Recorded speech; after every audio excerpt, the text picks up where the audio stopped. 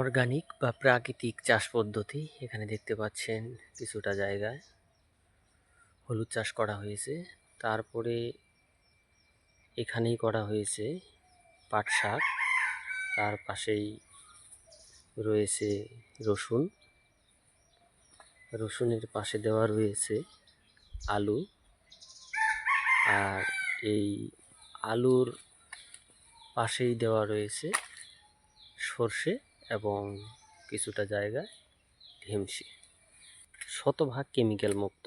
আপনারা দেখতেই পাচ্ছেন এখানে যেভাবে চাষ করা হয়েছে, এখানে কোনো ধরনের রাসায়নিক বা কীটনাশক, এমনকি সেচের ব্যবস্থাও করা হয়নি।